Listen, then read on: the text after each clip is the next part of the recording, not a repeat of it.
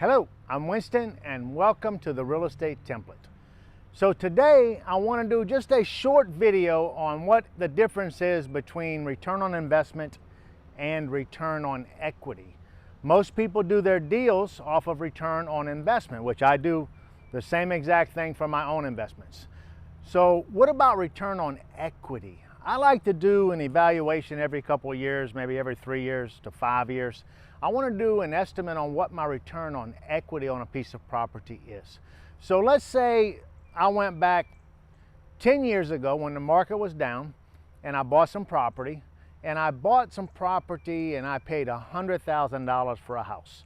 And off of that $100,000 house, I was getting on average of about $10,000 a year of income. Now, I'm not talking about what I'm bringing in, I'm talking about, let's say I was doing a 10% return on the investment after all expenses. So that's 100% profit I'm talking about. So that's gonna give us 10% return on investment. So I got $100,000 invested in it, I'm getting $10,000 a year. That's a 10% return on investment if we're using a cap rate, okay? That's paying all cash into the deal. So I find myself 10 years later, I know that property values have went up, so I go out, I look and see what my property is worth. Well, that piece of property now is worth, let's say, $300,000. And I do have some properties. I have a property I bought 10 years ago for $100,000, and I just put a contract on it for $925,000. So that's how much money I made in it. That's the deal I'm gonna analyze for y'all tomorrow or maybe on Wednesday, because I want people to understand how much money am I leaving on the table by not evaluating that deal a little bit sooner. And I knew what it was worth before, but now it's got a little bit different stuff coming in. So we'll talk about that at another time. So, but let's say that property only went up to $300,000 over a 10-year period of time. How many houses have doubled twice in the last 10 years? A lot of them. There's a lot of houses that were going up at 20% a year, 15% a year. At 15 and 20% a year, it does not take but 3-4 years to double in value as you start moving in them numbers.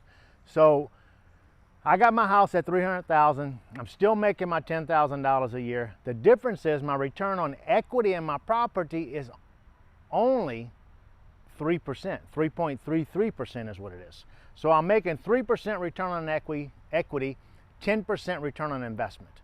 So what is the best thing for me to do? Is the best thing for me to do just keep holding on to the property? Is the best thing for me to do is sell the property? So I would evaluate, if I sell the property for $300,000, I owe no money in it, what can I go buy that can make me more money? And what I would do is I would take that and I would evaluate it from a cap rate standpoint, whereas I'm all in on cash. If I invested and was able to buy maybe 2 houses at a little bit less money, but rents are higher now, it's in a different area. So the property I bought, my rents weren't able really to go up. So I haven't been able to raise my rent up to meet the market appreciation at all. In some areas we can. But as I evaluate that deal, I could sell that, even if I was selling it at $300,000.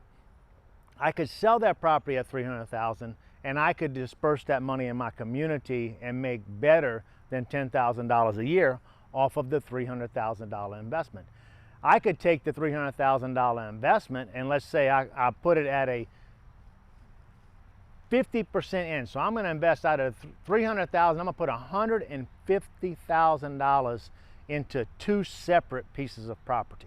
I'm going to put a lot of money in, and let's say I just go in at 40%. So I got 40% that I'm putting down on it, so I got 60% in debt.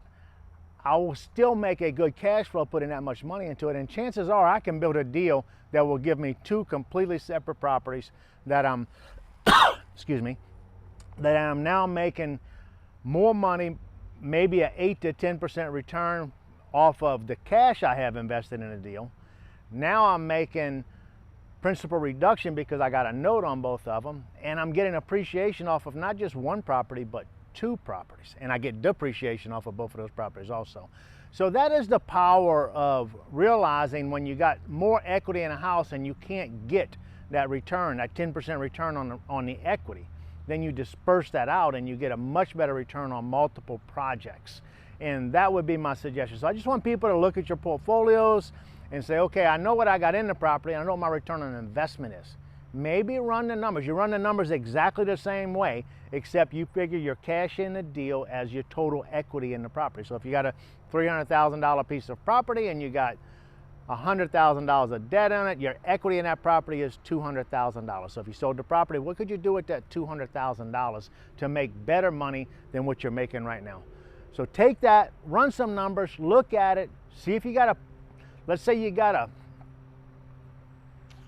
a dog in your property, something that's just not producing what it needs to do. So maybe if you can't raise the rents and you can't get the rents out of it, sell it, buy another property, buy 2 more properties that bring you more money every single month. Just because you bought a property 10 years ago does not mean you have to hold it for life. If you sell that property and you can make more money by buying another property, buy another property. Don't keep it. We don't have to be in love with these properties. They're there to make us money. They're there to provide for us and our families. That is what you need to do with it. So just a little bit of advice. I appreciate your time. Have a great day.